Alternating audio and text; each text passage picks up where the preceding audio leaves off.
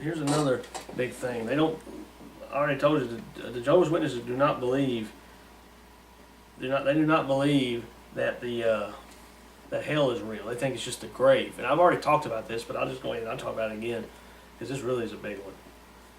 I'm going to read Luke 16, 22 through 24, and 27 through 28.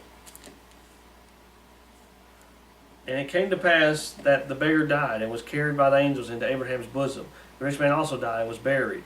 And in hell he lifted up his eyes, being in torments, and seeth Abraham afar off, and Lazarus in his bosom.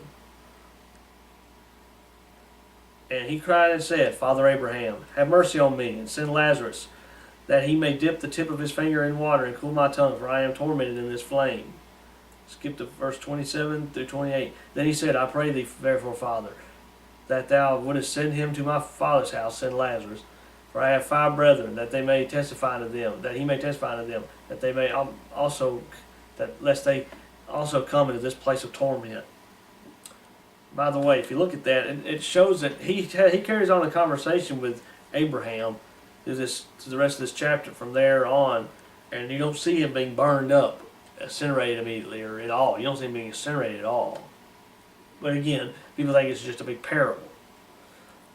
Jehovah's Witnesses believe their organization's teaching that Hades is simply the grave, and that there is no conscious existence for the dead until a future resurrection. But since Jesus' word in these verses above do speak of such conscious existence, the Watchtower Society has to do something to negate those words. Again, their special little Bible, that their own little translation where they change what they don't like in the Bible, the real Bible, and mess it up and say, see what our Bible says?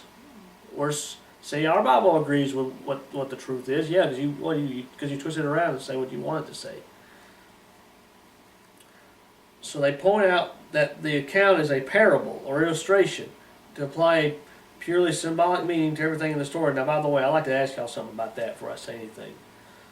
If you read some of the other parables, they have a deeper meaning. They do. Every parable has a meaning to it. It's a deeper meaning. It uses things that a lot of people understand, and it applies to spiritual things. It's using earthly things to apply and have a deeper meaning for spiritual things. That's basically what it is. It's an illustration of spiritual things, but it's using things that man understands more. I'd like to ask y'all something about that. What is the deeper meaning of Lazarus and a rich man? If that is a parable, what is the deeper meaning to it? What meaning do you get out of it other than what it says? I don't really see any other meaning to it, other than. And by the way, if you listen to this one. Verse 30 tells you that this man, the rich man, he tells Abraham, because he says, Abraham, would you send Lazarus to my father's house for my 5 brethren that they might get saved, so they won't have to come to this place of torment like me. And he tells them they got Moses and the prophets, they can hear them. They don't have to come here, they just listen to them. They'll tell them how to not go here. And he says no. He just basically says, if you send him and they'll see somebody rose from the dead, they'll repent. The rich man himself said, I'm here because I didn't repent. This whole story is a man saying, hey, I'm in hell. The story is about, hey, I'm in hell because I did not repent, and I don't want to see my family come here with me. That's what it is. That's what it's about. But here's the Watchtower's interpretation of the parable. Lazarus pictures Jesus' disciples. The rich man pictures the Jewish religious leaders. Abraham pictures Jehovah God. The death of each picture a change of conditions for each group while here on earth. And the torments of the rich man picture the public exposure of Jewish religious leaders by the apostles of preaching. Therefore, Jesus was not really talking about the condition of the dead in Luke 16, according to the Watchtower Society. And there are even some idiot Christians out there that, so-called, that generally agree that the story of the rich man and Lazarus is one of Jesus' many parables. But if you look, by the way, if you think about, look at the other parables. The other parables are all illustrations based on real-life situations. For example, the prodigal son returning home after squandering his money, a man found a buried treasure in a field, hid it again, and sold everything he had in order to buy that field. And the king put on a wedding feast for his son. A slave owner traveled abroad, then returned home to his servants. and Lord. And he comes home back to his servants. A man constructs a vineyard, leased it out to others, but had difficulty collecting what they owed him, and so on. Young men really did leave home and squander their inheritance, and Jesus used his audience's familiarity with such circumstances to illustrate things related to the kingdom. People really didn't find buried treasure, put on wedding feasts, leave servants or slaves in charge while traveling abroad, leased vineyards, and so on. And Jesus used his learners' familiarity with these situations to illustrate spiritual things. So if the story of the rich man and Lazarus is like all the rest of Jesus' parables, it also must use a real situation to illustrate spiritual things. People must really have a conscious existence after death, and some of them must really be in torments, deeply regretting their past life, regardless of what the parable illustrates. If it is a parable, the basic story, like the other stories Jesus told, must be taken from real life. And by the way, I don't know any real life situation where a man's thrown into a fire and burning up. I don't see any kind of real life situation that could resemble somebody in fire and torment, just utter torment. Remember what the Bible reveals to us about Jesus' mercy and compassion and love. We know that God is not a cruel, unfeeling monster who delights in tormenting people. If we truly know him, we realize that he is more kind and loving than we are. So if we are unable to reconcile God's goodness with Jesus' teachings on the condition of the dead, the problem must lie with us in our limited comprehension rather than with God.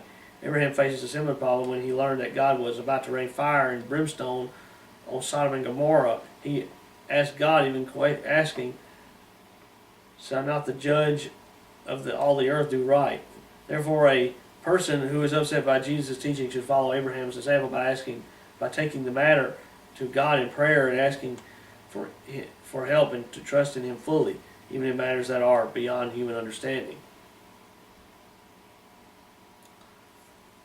But the solution is not to be found in denying what the Bible plainly says. Although Jesus Christ was by far the most loving and compassionate person ever to walk the earth, he also had the most to say about the unpleasantness facing people after death. He said, for instance, I've read you some of these verses. I have read these verses before, like in Matthew 13. There's Matthew 13. There was Matthew 24. There's verses where Jesus talks about casting people into furnaces of fire, where there'll be weeping and gnashing of teeth, and talk about thrusting out the Jews in a way, thrusting them out because they did. He's talking about letting the Gentiles in, accepting them because they're accepting him and the Jews won't, and he's like, y'all are gonna be thrust out because y'all won't accept me. He was, and by the way, on there, he was not talking about completely casting away Israel, saying I'm not gonna fool with you no more. But he's talking about like the ones that wouldn't accept him, like y'all have had so many chances to accept me and you won't do it. And then I got people here that are not even a people, that are ignorant of my ways, and a bunch of heathens, and they're accepting me, and you're not, and you're the ones that have been under me for so long, and y'all had the Old Testament, you had the sacrifices and everything, and you don't accept me, and you still won't accept me. But anyway, and then he talks about separating the righteous from the wicked, and the righteous living in the life eternal, and then the wicked being put into a furnace of fire where they'll be weeping and gnashing of teeth. And then there's binding him hand and foot and cast him into the outer darkness where they'll be weeping and gnashing of teeth. That doesn't sound like a parable itself, and that doesn't sound like something that sounds like what's happening in Luke 16. He was thrown in outer darkness where they'll be weeping and gnashing of teeth.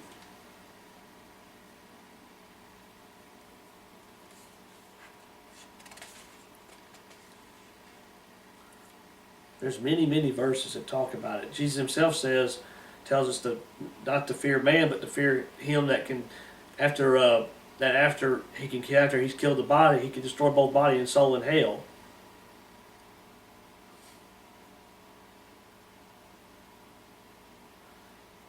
He even tells you also in Mark that the worm dies not in hell. Where the worm dies not and the fire is not quenched. He talks about being cast into outer darkness where there'll be weeping and gnashing of teeth and a furnace of fire, he calls it. If the worm don't die there, what makes you think that you will?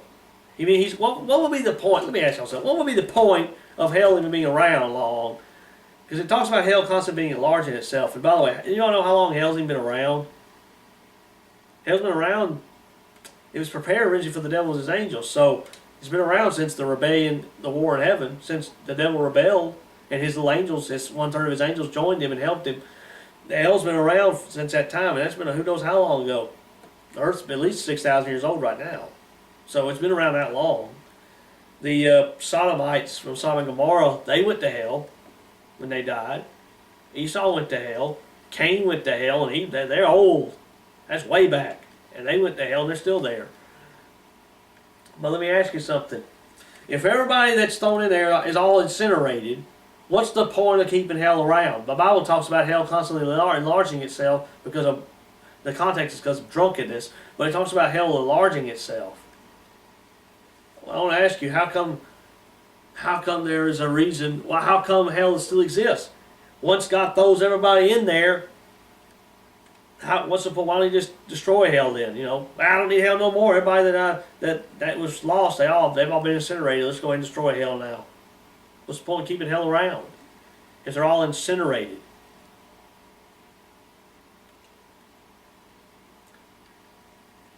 What's the point of keeping the lake of fire around if everybody's going to be incinerated in there?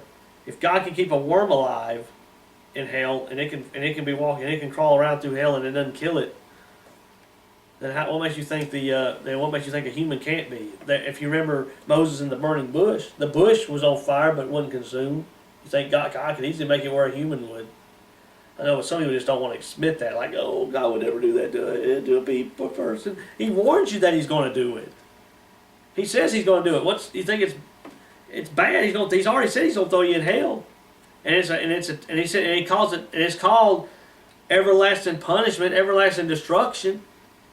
Why would He call it everlasting if you're only going to be there if it's just going to annihilate you when you get there?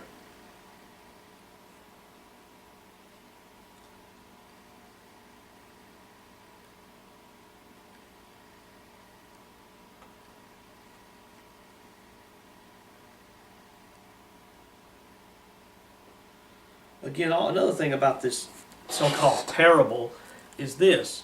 Usually when you read a parable, there's nobody named. There's no named characters in the story most of the time. They're always called the king, the servant, the steward, the son, the father, stuff like that. There's no named characters. This one here has Lazarus, Abraham, and it mentions Moses. It doesn't say and He spake a parable. It doesn't start it off as a parable. Again, most of them have a deeper meaning. What kind of deeper meaning can you get out of this, other than this man went to hell, and this is what it's like. He's in torments, and he's crying out for help, and they're basically saying, "There's no hope for you. It's over. You're here for eternity. There's nothing we can do about it. You messed up." And then he pleads it with us, and he pleads. It says, please help my family. Don't let them come here too. I don't want them to come here with me." And then he even mentioned himself, if I just repented, I wouldn't be here. This is here for our learning to say, people, if you don't repent, you're going to be here with Him. By the way, it's been 2,000 years ago. He's still there. This man is still there.